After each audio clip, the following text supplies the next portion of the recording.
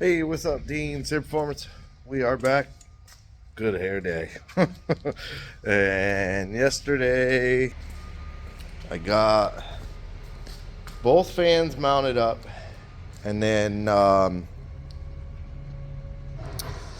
of started looking through some stuff. I don't know what happened, but somehow the fuel rails were canceled on me. So I don't know what happened with that, or if they weren't available, but I ended up running to Apopka to my water jetter and got flanges. So these are the two. These are the two that I need for Jonathan. Those are the two with the wrong size ports. Well, wrong size for Jonathan's. Like a normal stainless header, you can see the port is much bigger on this one. But these are the ones I drew in Fusion, which is really cool. It's a CAD program, and I even knocked off the end. So I have a junk head. Oh, hold on. So you could see that the bolt holes are perfect, the ports are perfect, and then that notch is for the coolant sensor so that it doesn't run into the flange. So it's something that I'm learning, and I kind of like doing it. It's frustrating sometimes because I don't know all the ins and outs, but I do have my oldest brother is a really good machinist. So he works with Fusion day in and day out, and he really knows how all the ins and outs and all the little tricks and how to do things easier than most people do it. Like if you watch videos, he knows tricks to make it faster to draw, like on these brackets, these little U brackets. Quick example, like I drew it flat and then tried bending the tabs up in the program, and that's not how to do it. He showed me to draw the bottom square first, and then you do the tabs as some kind of bend feature in there or something. I can't remember exactly what it is, but these are send cut send. These are some aluminum brackets to hold skateboard wheels, basically. This place is pretty cool because you can send them the file.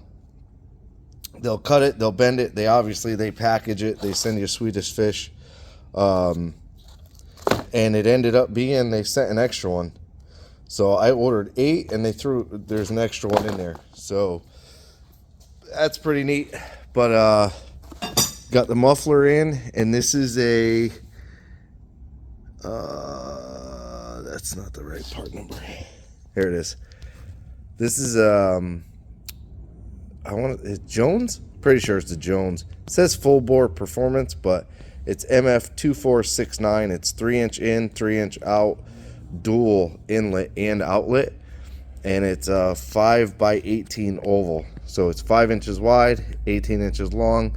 It's 24 inches overall with the tubing that sticks out each end. So it's a pretty compact muffler to fit dual in, dual out, 3-inch. That's pretty cool. I got the new bed bolts here. This is a whole kit.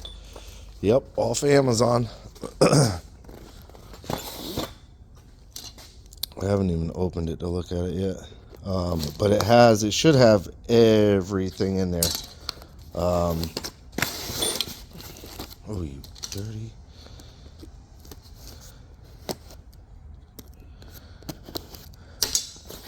Yeah, so it's all packaged up pretty nice. They're just zinc coated, yes, but they do have all the tabs, the bolt tabs, nut tabs, whatever you want to call them. They have all new ones in there, washers, all the bolts, and they're 2 different size bolts for a Ford Ranger, so you can see those 2. And then they even give you the Allen wrench to put them in. They are Allen head instead of Torx head, but those would be nice because the old ones, there's a couple old ones that are just beyond, like that's beyond usable. It's just completely rotted away in the middle. So I don't want to put those back in. I don't think Jonathan would want to look at, not having a couple bolts in there, or a couple of them break or something stupid like that happens. So all of his tabs are good. So probably just going to use the bolts. I don't know that I'm going to use the washers. I guess I will because they have them. Yeah, we'll use. Yeah. You got to use the washers. Don't be a dumbass. Finally got a bottle argon. Got the big number 6, so that's good. Today, I got the plug wires on. I just stuck them on. Stuck one of the coils on this side. I am going to have to make or buy a bracket to take those 2 rear coils and kind of shift them up some. Not a big deal, but just little things that you learn as you go. The new rails are reordered through TIC. So I'm waiting for those to get here. I could just finalize the actual fuel system and bolting the rails down and tightening up all the fittings and everything and just being done.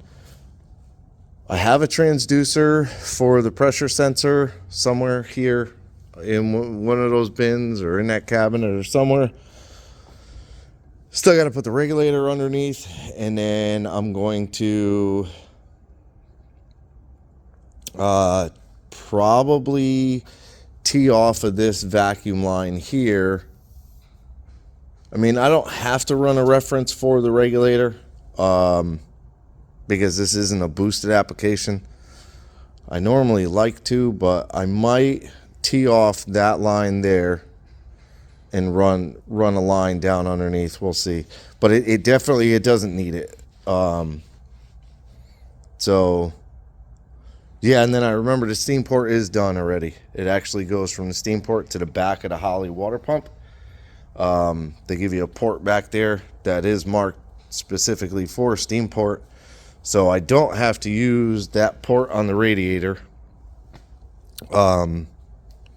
And I was happy with the fans. Like I did trim a little bit out on the sides here, but it didn't need quite as much as I trimmed out. But those tabs that I bolted in to the radiator or condenser, they're just so big to get on both sides and squeeze in there. And I did use the push clips. These are Mishimoto. These things are gnarly. These ones they give you, they have huge teeth that bite into those clips. It's not like the old round ones that just kind of, like, not even as good as a zip tie. So I saw that and I was like, man, that's pretty good. So I put both fans right up against the radiator. These are reversible, so I have to wire them backwards as pushers. Not a big deal. I got relays coming. I have a whole bunch of stuff. All the little things that I always forget. Some new cutters for fuel line. We'll see how those work. They're cheap. But yeah, so today I am going to push the truck forward. I'm trying to think if I need anything underneath the truck anymore. I'm going to push the truck forward. I did find an oil puddle yesterday, which was freaking weird because there's nothing today. It's under the cardboard, and I slid the cardboard on top of it. But I don't know if I must have spilled it because, I freaked out and I put the truck up in the air and there's nowhere. There's nothing leaking oil and dripping oil. So I must have spilled it because it was directly right here. So I must have spilled it somehow. But it was a pretty big puddle. But anyways, I'm going to get to work. We'll see what we do today. Be back. Okay. It's getting a little bit later. It's like 5-ish, 15, somewhere around there. 5:10, something like that. But after 300 interruptions, I accomplished 3 whole tubes.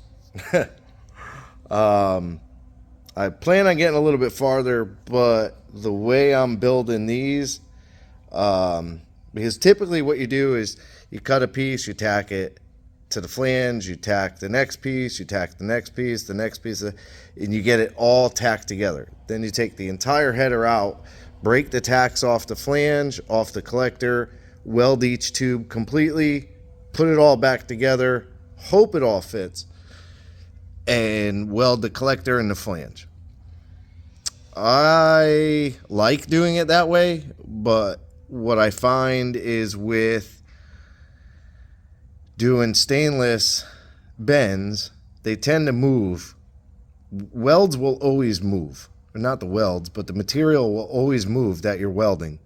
So if I build them out, tack them, and then take them off, weld them out, there's a chance it could be slightly off.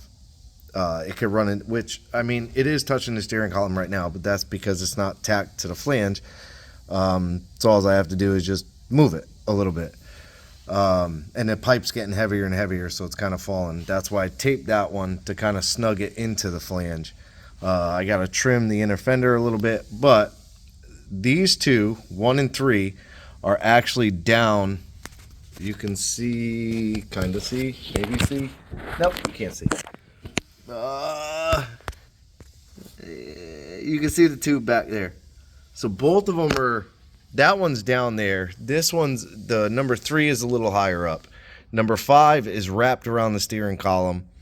And what I'm going to do is number 1 is going to be the bottom inside of the collector. Number 3 is going to be the bottom outside of the collector. Number 5 will be the top inside, and number 7, wait, do I have that wrong? Yeah, number 5 will be the top outside. Number 7 will be the top inside, because that's almost like kind of a straighter run.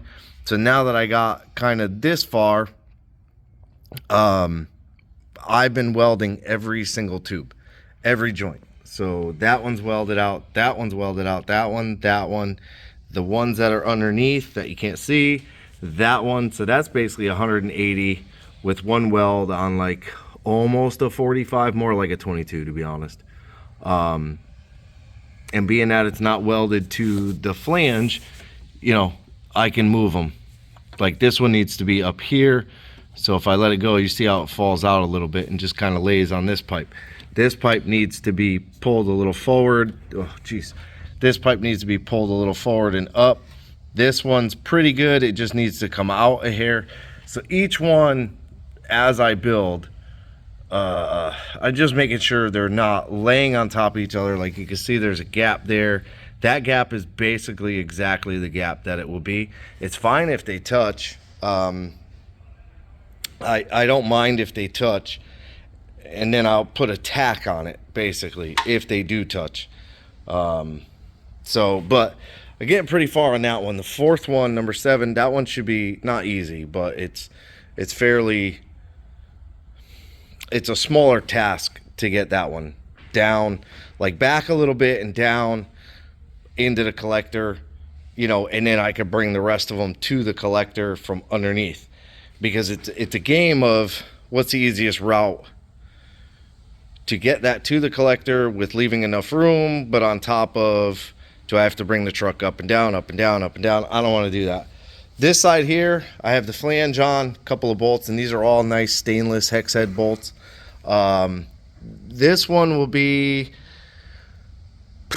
challenging, but not as challenging, because I'll kind of do the same theory as what I did on these front 2. I will bring them out, down on an angle a little bit, so it'll be out and down, turned, and then back. And then the same with this one, out, down, back. Now where I run into the issue is I'm going to have to take them past the frame here, the subframe, turn down again, and then back again, then down again, and then back again. So this side will be a little bit of a conundrum, just as much as this side. Even though it looks like you just go down and out, it's not really the case, because you got the starter, you got the bell housing. So let's see if we can get in there. So there's So the phone is not the best option here. Okay, there's that window there that you have to pass 4 tubes through. Again, the back tube, the issue on this side is you have the spark plug. So you have to go down, you know, you gotta come, where's my finger? You have to come from this tube down below the spark plug and then go, you know, on an angle back as high as you can on that. And then I have to figure out, you know, the placement on everything. But, so yeah. Oh, and there's the crank sensor, like how easy it is to get to the crank sensor with that starter flipped, which makes it really, really cool. Also, it keeps the power wire low. Because if the solenoid is up here, then I have an issue with the header, you know. So, yeah, that's what I got. I don't know what I was thinking, but I've got 1 tight bend, 1 loose bend, and 3 45s, and then a 90. That's what I have left. I'm going to order some more right now because it's looking like I'm going to need probably 3 more 90s on this side, 2 more 45s, and then a bunch of 90s on this side along with 45s. So I'm going to jump on, order a bunch more fittings. I will be, tomorrow hopefully I'll get this side done and off and fully welded out. And then get the collector on. Then I have the O2 bung. And I'm going to put an O2 bung in each side just for the fact that we could swap the wideband on either side if ever, which there should never be, but just in case we ever want to do like a comparison, bank to bank comparison. So yeah, so hopefully tomorrow when I get down here, nobody bothers me.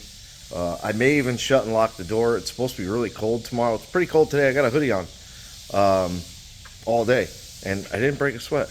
But tomorrow's supposed to be pretty cold during the day. For Florida, cold. I know there's people like in 20-degree weather working, but for us, this is pretty cold.